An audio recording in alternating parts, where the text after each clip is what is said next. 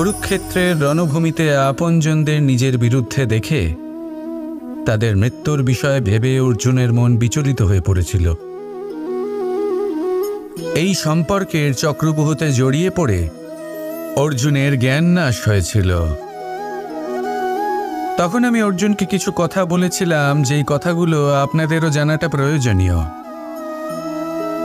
আমাকে বলুন, এই সংসারে আপনি এমন কি নিয়ে এসেছিলেন, আর এই সংসারে আপনি কি ফেলে যাবেন? এই সংসার, এই জগৎ, এইসব বস্তু যা আপনার খুব প্রিয়, সবকিছু তা না জন্মের পূর্বে আপনার ছিল, আর না মৃত্যুর পর আপনার থাকবে। এই সংসার আমার থেকেই জন্ম নিয়েছে, আর মৃত্যুর পরে আমার মধ্যেই সমাহিত হয়ে যাবে। এখানে যার জন্ম হয়েছে তার মৃত্যু এখানে সুনিশ্চিত। শুধু জন্ম আর মৃত্যুর মধ্যের এই শরীর শুধুমাত্র একটা মাধ্যম, যার দ্বারা আমরা কর্ম করি, আর এই কর্মের ওপরেই শুধু আমাদের অধিকার রয়েছে। কিন্তু এই সংসারের কিছু অজ্ঞানী এই বিকারগুলোতে জড়িয়ে পড়ে ফল লাভের ওপর নিজের মনোনিবেশ করে, ফলের চিন্তা করতে থাকে, আর যদি মন মতো ফল না পায় তাহলে কুপথে চলে যায়। অন্যদিকে এমন কিছু জ্ঞানী মানুষও আছেন যারা পূর্ণরূপে নিজেকে আমার কাছে সমর্পণ করেন আর শুধু নিজের কর্ম করতে থাকেন। এই কর্ম করেই আনন্দ লাভ করেন এবং তাতেই জীবনযাপন করেন। যদি আপনিও এটা চান যে আপনার জীবনে সুখ থাকুক, শান্তি থাকুক, সম্পন্নতা থাকুক, তাহলে সৎ পথে চলুন, ঈশ্বরকে স্মরণ করুন আর নিজের কর্ম করুন। আসুন আমার সাথে ভালোবেসে বলুন, রাধা রাধা। সন্দেহ আর বিশ্বাস, এই দুই আবেগ যাদের বিশেষত্ব আছে, কিন্তু এই দুইয়েরই স্থান একই, মন। বিশ্বাস আর সন্দেহ এই দুটোই কখনো আমাদের দুঃখের কারণ হয়ে দাঁড়ায়, বিশেষ করে তখন যখন আমরা কোনো ব্যক্তির চরিত্রের আকলন উচিতভাবে করতেই পারি না। আর তাছাড়া এই কাজটা সহজ নয়। আমরা কখনো কখনো কোনো অনুচিত ব্যক্তিকে উচিত বলে ভেবে বসি, তার উপর বিশ্বাস করে ফেলি, আর ফলস্বরূপ সেই ব্যক্তি আমাদের বিশ্বাস ভঙ্গ করে বসেন, আর আমাদের দুঃখের সম্মুখীন হতে হয়। ঠিক সেইভাবেই কখনো কখনো আমরা এমন কোনো ব্যক্তির উপর সন্দেহ করি যে হয়তো পূর্ণরূপে পূর্ণ নিষ্ঠা ভরে আমাদের মঙ্গল কামনাই করেছেন, এমন একজন ব্যক্তি যে সত্যি বিশ্বাসের পাত্র। আর যখন সেই ব্যক্তি এটা জানতে পারেন যে আমরা তাকে নিয়ে সন্দেহ করেছি, খুবই স্বাভাবিক তিনি দুঃখী হয়ে যান। এমন কোনো ব্যক্তিকে দুঃখ দিলে আমাদের মনও দুঃখী হয়ে যায়। তখন আমরা এটা ভাবি যে এই সংসারে আমরা কার উপর আস্থা রাখব আর কাকেই বা সন্দেহ করব? এর উত্তর হলো সময়। এই সংসারে কোনো ব্যক্তির চরিত্র যাচাই করা সবথেকে কঠিন কাজ, সেটা সময় নিয়ে করুন। কোনো ব্যক্তিকে যদি আপনি বুঝতে চান, তাকে পরখ করে দেখতে চান, তাহলে তার সাথে যতটা সম্ভব সময় অতিবাহিত করুন। এই সময় আপনার সামনে সেই ব্যক্তির এমন কিছু দিক তুলে ধরবে যা আর কোনোভাবে আপনি দেখতে পাবেন না। তারপর কি, সময়ের সাথে আপনি জানতে পেরে যাবেন যে এই ব্যক্তি, তার উপর বিশ্বাস করা উচিত নাকি অনুচিত। শুধু এভাবেই যাচাই করুন আর আমার সাথে ভালোবেসে বলুন, রাধা রাধা।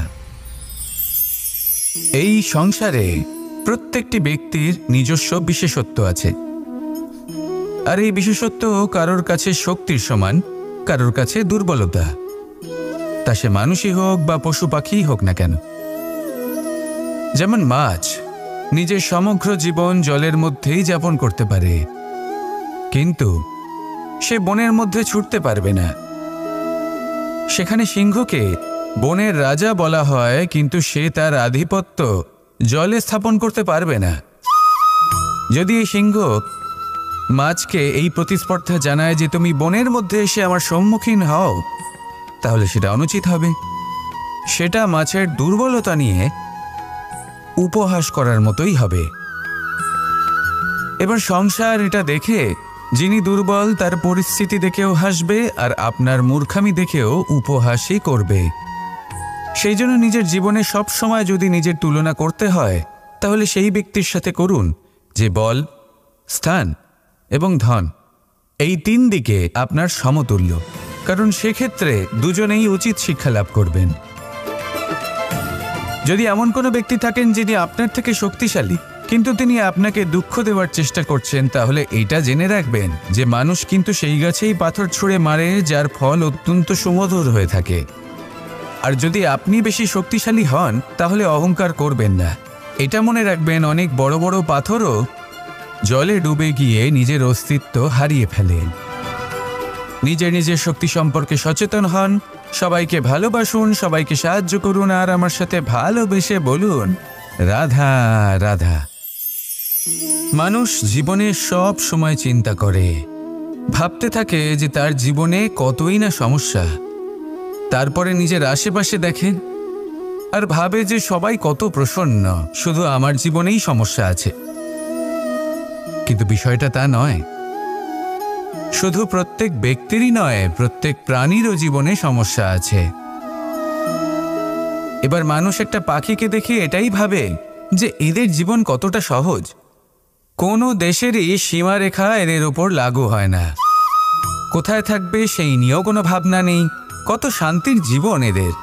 তারপর সে একটা পিঁপড়েকে দেখে আর এটা ভাবে কি অসাধারণ, এদের তো সারা জীবনই মাটির উপরেই অতিবাহিত হয়, খাবারটাও মাটিতেই পেয়ে যায়, কি শান্তির জীবন এদের। কিন্তু যখন কোনো ঝড় আসে তখন সবার আগে সেই পাখির বাসাটাই ঝড়ে ভেঙে যায়। এই পাখি যে শাখাতেই গিয়ে বসে পড়ুক তাদের উপর সবসময় সংকট থাকে যে ওপর থেকে কোনো বড় পাখি এসে তাদের উপর প্রহার না করে, তারা নিজেদের প্রাণ না হারায়।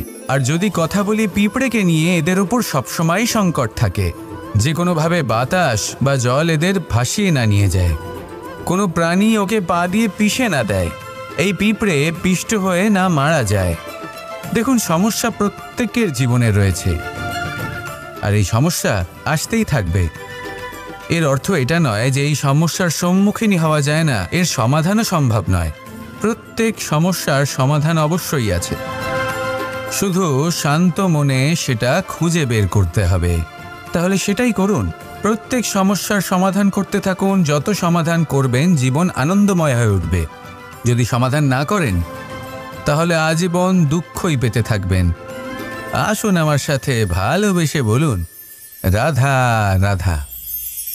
এই জীবনে আমরা কখনো না কখনো জয়ী হয়েছি, আবার কখনো পরাজয়েরও সম্মুখীন হয়েছি। কিন্তু একটা কথা বোঝা খুব প্রয়োজনীয়, যখন আমরা বিজয়ী হই তখন অবশ্যই উৎসব পালন করা উচিত, কিন্তু অহংকার করা উচিত নয়।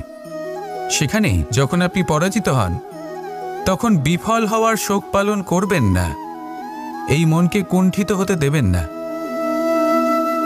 মনকে একাগ্রচিত্ত করুন, এই ইতিবাচক মনোভাব নিয়ে অগ্রসর হন।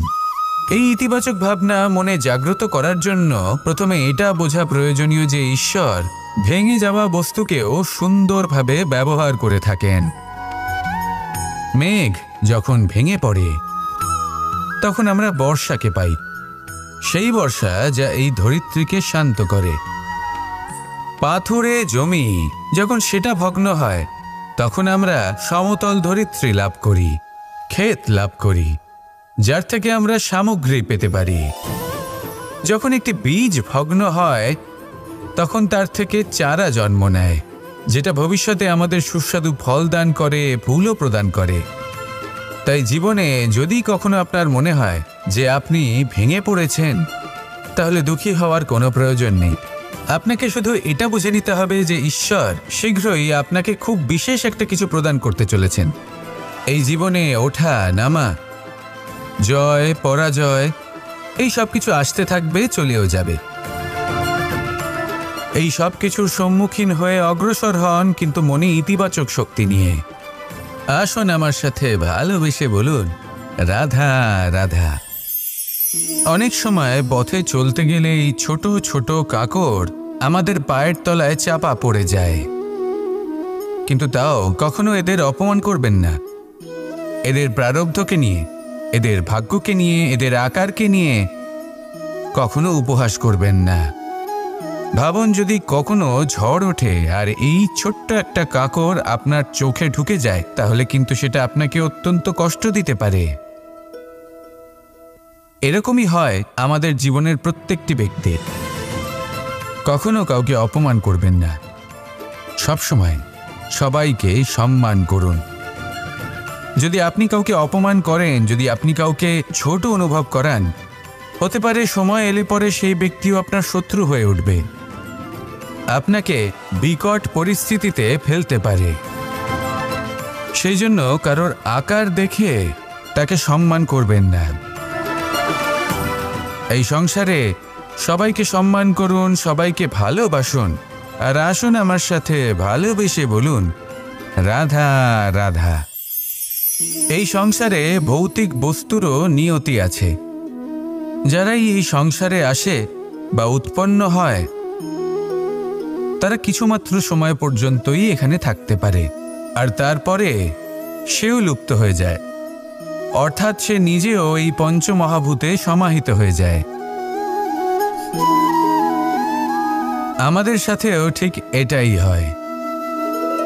সেই জন্যই ঈশ্বর দ্বারা প্রদত্ত এই উপহারের বিষয়ে ভাবুন, এই জীবনের বিষয়ে ভাবুন। ঠিক যেমন বিশ্বাস ভঙ্গ হলে কোনো ব্যক্তি আমাদের কাছে অপরিচিত হয়ে যান, ঠিক সেরকমই শেষ নিঃশ্বাস ত্যাগের পর এই শরীরও আমাদের কাছে পরই হয়ে যায়। তাই এই শরীর থাকাকালীন শ্রেষ্ঠভাবে একে সদ্ব্যবহার করুন, এই জীবনে শ্রেষ্ঠ কর্ম করুন। আর এই জীবনকে শ্রেষ্ঠভাবে যাপন করার জন্য কিছু কথা বোঝা প্রয়োজনীয়। যদি আপনি কারোর প্রশংসা করেন, তাহলে পূর্ণ হৃদয় দিয়ে করুন। যদি আপনি হস্তক্ষেপ করে থাকেন, তাহলে মস্তিষ্ক দ্বারা করুন। যদি আপনি সমীক্ষা করেন, তাহলে বিবেক দ্বারা করুন। যদি আপনি ধন অর্জন করতে চান, তাহলে নীতি অনুসারে চলুন। যদি জীবনযাপন করতে চান, তাহলে রীতি মেনে করুন। আর যদি ঈশ্বরের ভজন করতে চান, তাহলে ভক্তিভাব নিয়ে করুন। শুধু এই কথা মনে রাখবেন যে আপনার এই জীবন কিন্তু অনিশ্চিত কাল পর্যন্তই আছে। কতক্ষণ আছে সেটা কেউ জানে না। তাই কিছু মুহূর্ত যেটা যাপন করতে আমরা এখানে এসেছি, সেখানে ক্রোধ, অহংকার, ঈর্ষা, এইসব আবেগের কি গুরুত্ব বলুন তো? এগুলো ত্যাগ করুন। মানুষকে ক্ষমা করতে শিখুন, আস্তে আস্তে বিশ্বাস করতে শিখুন। এই সংসারে নিঃস্বার্থভাবে প্রেম করতে শিখুন, আর সবার মধ্যে আনন্দ বিতরণ করুন। তাই এই সব গুণ যদি আপনি আত্মসাৎ করতে পারেন, তাহলে আপনার জীবনে শুধু আনন্দ এবং আনন্দই বিরাজমান হবে। আসুন আমার সাথে ভালোবেসে বলুন, রাধা রাধা। জল, জল এই পৃথিবীতে বেঁচে থাকার জন্য আবশ্যক তো বটেই, কিন্তু এই জল আমাদের একটা অত্যন্ত গুরুত্বপূর্ণ শিক্ষা প্রদান করে। কখনো এই জলকে দেখেছেন? যে পরিস্থিতিতেই এই জল প্রবাহিত হোক না কেন, এর উপর যা কিছুই প্রভাব থাকুক না কেন, এর পথে যতই বাধা আসুক না কেন, তার মধ্যে থেকে ও নিজের পথ ঠিক বের করে নেয়, কিন্তু নিজের প্রবাহ থামতে দেয় না, ক্রমাগত অগ্রসর হতে থাকে। সেরকমই একটা শিক্ষা যেটা আমরা জল থেকে পেয়ে থাকি, তা হলো এটা: আমরা যখন জলের দিকে তাকাই, তখন আমরা নিজের প্রতিবিম্ব দেখি, স্পষ্টভাবে দেখতে পাই। কিন্তু তখনই দেখতে পাই যখন এই জল শান্ত থাকে, স্থির থাকে। যদি এই জল অশান্ত হয়ে থাকে, স্থির না হয়, তাহলে আমরা এতে নিজের প্রতিবিম্ব দেখতে পাই না। এটাই আমাদের মনের সাথেও হয়ে থাকে। যখনই জীবনে কোনো সংকট আসে, যদি আমরা শান্ত মনে, স্থির মনে সিদ্ধান্ত নিই, তাহলে সেটা এমন একটা শীতল সিদ্ধান্ত হবে যেটা আমাদের ভবিষ্যৎকে একটা শ্রেষ্ঠ স্থানে নিয়ে যাবে। যদি মন অশান্ত হয়, বিচলিত হয়, পীড়িত হয়, দুঃখিত হয়ে থাকে, রুষ্ট হয়ে থাকে, তাহলে অনেক সময় আমরা এমন সিদ্ধান্ত নিই যেটা আমাদের জন্য অনুচিত প্রমাণিত হয়। যখন আপনি ক্রুদ্ধ ছিলেন বা দুঃখের বশে ছিলেন, তখন অনেক সময় হয়তো এমন সিদ্ধান্ত নিয়েছেন যেটার জন্য ভবিষ্যতে আপনি অনুশোচনা করেছেন। এবার দেখুন, এই আবেগগুলো থেকে আমরা পালাতে পারবো না, কিন্তু এই আবেগগুলো আপনার উপর কতটা প্রভাব ফেলবে সেটা আমরা অবশ্যই ঠিক করতে পারি। এই মনকে আমরা নিয়ন্ত্রণ করতে পারি। এটাই করুন, চিন্তা করুন, এই মনকে শান্ত রাখুন, স্থির হতে চেষ্টা করুন, আর তারপরে সিদ্ধান্ত নিন। আসুন আমার সাথে ভালোবেসে বলুন, রাধা রাধা। আপনি কি কখনো নৌকা যাত্রা করেছেন? করে না থাকলেও নিশ্চয়ই দেখেছেন যে এই জল যা নিজের অন্তরে সব কিছু সমাহিত করে নিতে পারে, এই নৌকা সেই জলের ওপরেই ভেসে থাকে। নদীর স্রোত কাটিয়ে সে সামনে অগ্রসর হয়। কিন্তু যদি এই নৌকায় কোনো ছিদ্র হয়, তাহলে কিন্তু সেই নৌকা ডুবে যাবে। আর এতে কোনো তফাৎ হবে না যে সেই ছিদ্র ছোট নাকি বড়, নৌকা ডুবে যাবে। এই ছিদ্র হলো আমাদের জীবনে আমাদের অপগুণ, আমাদের দোষ, আমাদের বিকার। কখনো এটা ভাববেন না যে এই দোষ খুবই ছোট, এতে কিছুই যাবে আসবে না। না, সেই ছোট দোষ, সেই ছোট বিকার যদি সেটাকে শুধরে না নেন, তাহলে সেটা আপনাকে আপনার পতনের দিকে নিয়ে যাবে। শেষ পর্যন্ত এটা আপনার ওপর নির্ভরশীল যে আপনি কি চান। আপনার জীবনের এই নৌকা এভাবেই ডুবে যেতে দেখবেন, নাকি নিজেকে শুধরে নিয়ে সেই নৌকার সেই ছিদ্রটাকে ভরিয়ে তুলতে চাইবেন? নির্বাচন আপনার। আসুন আমার সাথে ভালোবেসে বলুন, রাধা রাধা।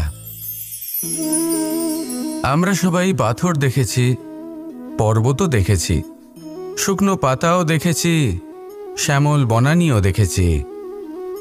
কখনো ভেবেছেন পাথরের অস্তিত্ব কিন্তু ততক্ষণ পর্যন্ত যতক্ষণ সে পর্বতের গায়ে আটকে থাকে।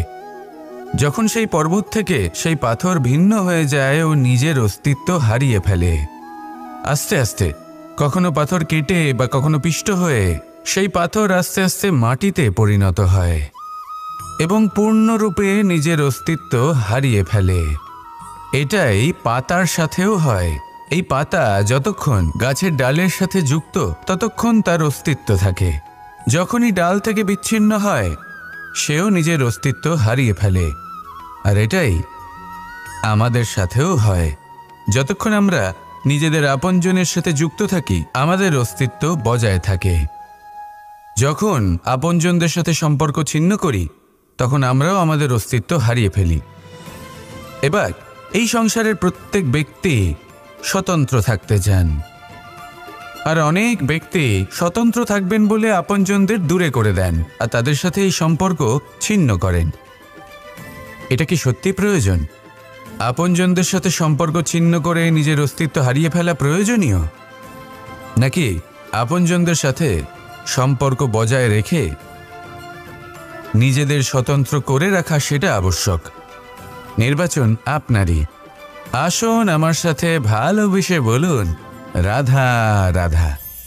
আমরা প্রত্যেকেই অবশ্যই এমন সময় দেখেছি যখন অনেকগুলো সমস্যা একসাথে আমাদের জীবনে এসে পড়ে। সমস্যা আমাদের প্রত্যেকের জীবনেই থাকে।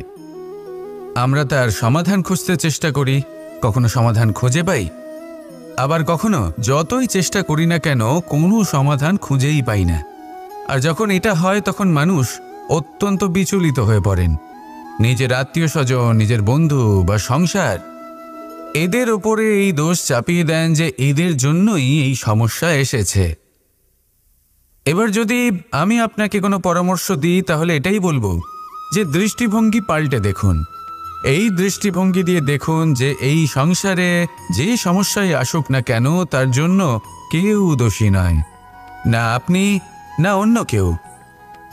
এই পুরো খেলাটাই আপনার মানসিকতা, আপনার দৃষ্টিভঙ্গি, আপনার মনের। কিভাবে বোঝাচ্ছি? যখন আমাদের মন শক্ত থাকে, তখন কঠিন থেকে কঠিনতর পরিস্থিতিও আমাদের জীবনে খুব বেশি হলে প্রতিস্পর্ধা হয়ে থেকে যায়। সেখানে যদি আমাদের মন দুর্বল থাকে, তখন অল্প কঠিন পরিস্থিতিও আমাদের কাছে খুব বড় সমস্যা হয়ে যায়, তাই না? একটা শক্ত মন কঠিন পরিস্থিতিকে প্রতিস্পর্ধা হিসেবে দেখে আর তার মধ্যে ওটা সুযোগ খুঁজে নেয়। আমাদের শুধু এটাই করতে হবে। এই সংসারে অন্য কাউকে দোষী মনে করলে আপনার সমস্যা দূর হয়ে যাবে না। সেই জন্য এই সংসারকে দোষ দেওয়ার বদলে এই সমস্যার মূলে চলে যান, সেটাকে বুঝুন, নিজের এই মনকে শক্ত করে তুলুন। যদি আপনার মন শক্তিশালী হয় তাহলে এই সংসারে অনেক বড় বড় কঠিন থেকে কঠিনতর পরিস্থিতিও যদি আসে, আপনার জীবনে যতই বড় বড় সমস্যা আসুক না কেন আপনার লক্ষ্য লাভে বাধা দিতে পারবে না। আসুন আমার সাথে ভালোবেসে বলুন, রাধা রাধা। কখনো এই প্রকৃতির দিকে তাকিয়ে থাকবেন। এই প্রকৃতি অনেক ধরনের শিক্ষা দেয়। কোনো একটা গাছকে দেখুন কিভাবে সে মাটি থেকে জল শুষে নেয়। সে ঝড় হোক বা হোক কড়া রোদ সব সহ্য করে এবং অবশেষে সে ফল ধারণ করে। আর সেই ফল উৎপন্ন করার পরে সে ফল কিন্তু সে নিজে গ্রহণ করে না, এই সংসারকে প্রদান করে, যাতে পশু পাখি মানুষ তারা এই ফল গ্রহণ করে শক্তিশালী হয়ে উঠতে পারে, সুস্থ থাকতে পারে। সেভাবেই নদী, সরোবর এরা নিজেরাও কিন্তু নিজেদের জল গ্রহণ করে না, মাটিকে প্রদান করে, পশু পাখিকে প্রদান করে। সূর্য নিজেও নিজের জন্য প্রজ্বলিত হয় না, সে প্রকাশ ছড়িয়ে দিতে চায় আমাদের সবার কাছে, সে আলো পৌঁছে দিতে চায়। এই প্রত্যেকের কর্মে পরমার্থ নিহিত আছে, আর সেই জন্যই এদের সকলকে পুজো করা হয়। তাই মনে রাখবেন, আপনার কাছে জীবন যাপনের অতিরিক্ত যা কিছুই আছে তা পরমার্থের জন্য। তাহলে তার সদ্ব্যবহার করুন আর আমার সাথে ভালোবেসে বলুন, রাধা রাধা। পরিবর্তন, এটা হলো সৃষ্টির অমূল্য নিয়ম। এই সংসারে সবকিছু সময়ান্তরে পরিবর্তিত হয়, এই সময়ও পরিবর্তিত হয়। পরিবর্তন চিরকাল হয়ে এসেছে আর চিরকাল হতে থাকবে। কিন্তু এবার আমরা সেই পরিবর্তন কিভাবে লাভ করব, যেটা আমাদের প্রয়োজন, যেটা আমরা চাই। আমরা জীবনে বিকাশ চাই। এই বিকাশ কিভাবে লাভ করতে পারি? এই প্রকৃতি কিন্তু আমাদের অত্যন্ত উত্তম উদাহরণ দিয়ে বুঝিয়েছে। একটি বিন্দুর উদাহরণ দিয়েছে যা ভবিষ্যতে একটা বিশাল নদীর আকার ধারণ করে। এটা কিভাবে হয়? মেঘ থেকে একটি বিন্দু ঝরে পড়ে সেই পর্বতের ওপর যেখানে হিম আছে। সেই হিমের সংস্পর্শে আসা মাত্র সেই বিন্দুর সাথে আরও বেশ কিছু বিন্দু যুক্ত হয়। তারপর তারা অগ্রসর হয়, আরও কিছু বিন্দু যুক্ত হয়, আস্তে আস্তে একটা ক্ষীণ ধারার রূপ ধারণ করে এবং সেটাই ভবিষ্যতে আরও এগোতে থাকে। অনেকটা যাওয়ার পর যখন অনেক সংখ্যক বিন্দু একসাথে যুক্ত হয় তখন সেটা বিশাল নদীর আকার ধারণ করে। এবার আমরা মানুষ বলে আমাদের সাথে এই নিয়মের অন্যথা হয় তা নয়। আমরাও এই প্রকৃতির অংশ, আমাদের ক্ষেত্রেও একই নিয়ম প্রযোজ্য। যখন পরিশ্রম করে অনেক সংখ্যক বিন্দু আমরা একত্রিত করব তখনই পরিবর্তনের নদী প্রবাহিত হবে। প্রয়োজন হল নিরন্তর পরিশ্রম করা এবং ধৈর্য ধরা। এটা করতে থাকুন, জীবনে সব কিছু লাভ করতে পারবেন। কারণ প্রকৃতি আমাদের এটাই শিখিয়েছে, আর আমরা এই ব্রহ্মরই একটি অংশ, যার দ্বারা এই ব্রহ্মাণ্ড নির্মিত। আসুন আমার সাথে ভালোবেসে বলুন, রাধা রাধা। প্রত্যেক মানুষ নিজের জীবনে দুঃখ অনুভব করেন। প্রত্যেকের দুঃখ আলাদা হতে পারে। কারোর মনে এই দুঃখ থাকে যে সে তার বাবা মায়ের সব ইচ্ছে পূরণ করতে পারেননি।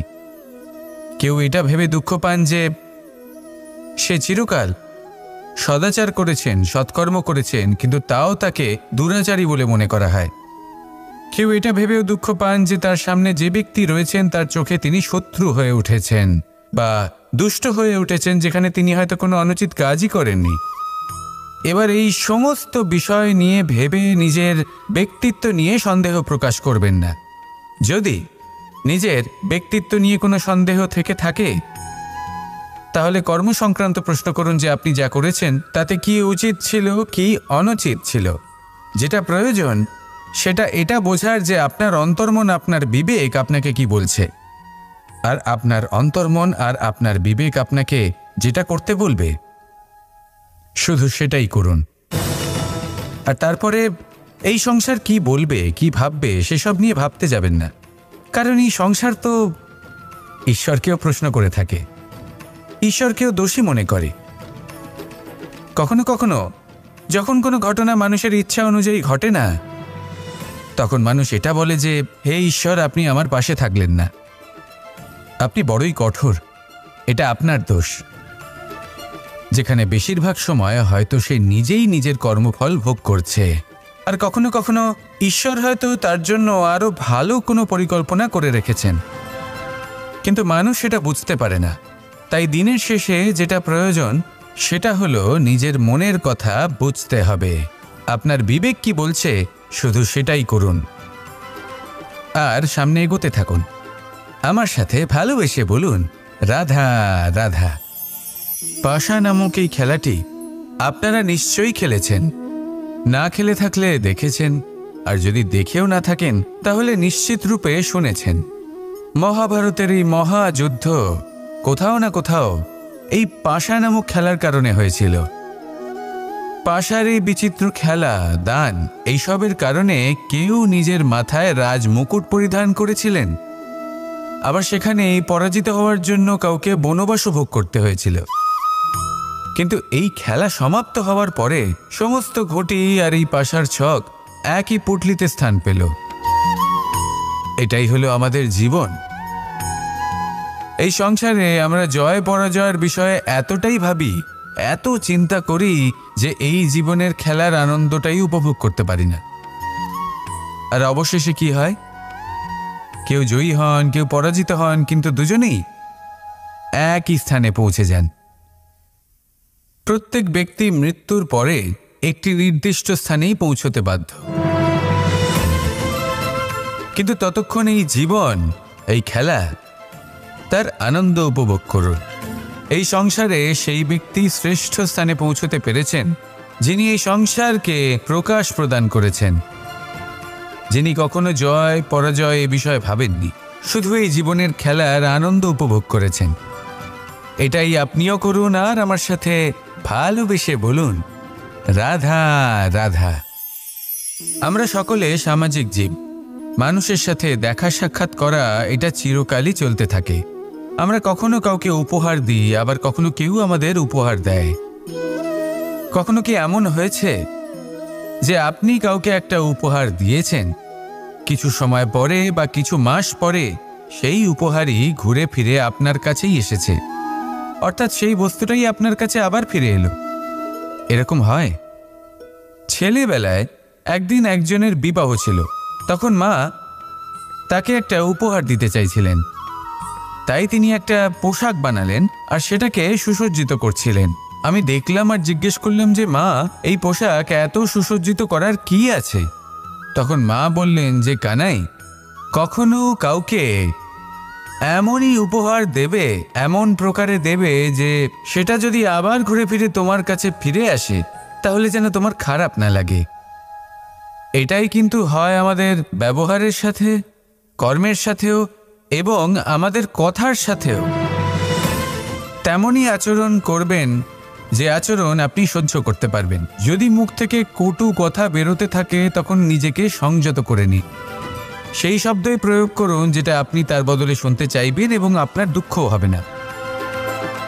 কারণ আপনার কর্ম এমন একটা উপহার যেটা আবার ঘুরে ফিরে ফলস্বরূপ আপনার কাছেই আসবে। সেই জন্য নিজের আচরণ শুভ করুন, নিজের মানসিকতা শুভ করুন, নিজের মুখ থেকে মধুর বাণী নিঃসৃত করুন, আর এইভাবে মধুরভাবে বলুন, রাধা রাধা। এই সংসারে একটা শব্দ আছে যার বিষয়ে মানুষ অত্যাধিক চিন্তা ভাবনা করে, আর সেই শব্দ হলো অস্তিত্ব, পরিচয়। প্রত্যেক ব্যক্তি এই সংসারে নিজের অস্তিত্ব গড়তে চায়, আর ছোট থেকে এটাই হয়। যখন আমরা শ্রেণীকক্ষে যাই, পড়তে যাই, তখন আমরা এটাই ভাবি যে আমরা নিজেদের অস্তিত্ব গড়ব, সুনাম অর্জন করব। সকল ব্যক্তি যাতে এটাই বলে যে এই হলো সর্বশ্রেষ্ঠ ছাত্র, আর এটাই আমাদের পরিচয়। কার্যক্ষেত্রেও আমরা ঠিক এটাই চেষ্টা করি, পরিশ্রম করতে থাকি এবং ভবিষ্যতে গিয়ে আমরা নিজেদের পরিচয় খুঁজে পাই। পরিচয়ের সাথে সাফল্য আসে, আর সাফল্যের সাথে আসে অস্তিত্ব। আর যখন এই দুটি সংযুক্ত হয় তখন মানুষ অসফলতার কথা ভেবে ভয়ভীত হয়ে পড়ে, আর এটা ভাবতে থাকে যে যদি আমি অসফল হই তাহলে সেই পরিচিতির কি হবে, সেই নামের কি হবে, সেই সব কিছু যে আমি অর্জন করেছি তার কি হবে। সে ভয়ভীত হয়ে পড়ে, আর এই ভয়ের কারণে তার বিকাশ কোথাও না কোথাও অবরুদ্ধ হয়। সে শ্রেষ্ঠ কর্ম করা বন্ধ করে দেয় এবং শুধুই সুরক্ষিত থাকতে চেষ্টা করে। আর অসফল হলে তাতে ভয় পাওয়ার কোনো প্রয়োজন নেই, কারণ যখন আপনি সফল হন তখন এই সাফল্য আপনার পরিচয় এই সংসারের সাথে করায়। কিন্তু যখন আপনি অসফল হয়ে থাকেন তখন এই অসফলতা এই সংসারের পরিচয় আপনার সাথে করায়, যা অত্যন্ত আবশ্যক। অসফলতা প্রত্যেকের জীবনেই আসবে, তার সম্মুখীন হন আর তার থেকে শিক্ষা লাভ করুন। কারণ যখনই আপনি অসফল হন তখনই আপনার জ্ঞান চক্ষু উন্মুক্ত হয়। আসুন আমার সাথে ভালোবেসে বলুন, রাধা রাধা।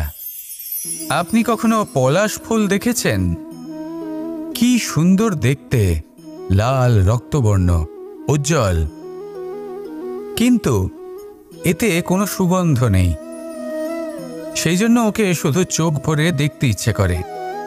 দেখবেন তাকে কিন্তু পুজোতে ব্যবহার করা হয় না, এই ফুল দিয়ে মালা বানানো হয় না।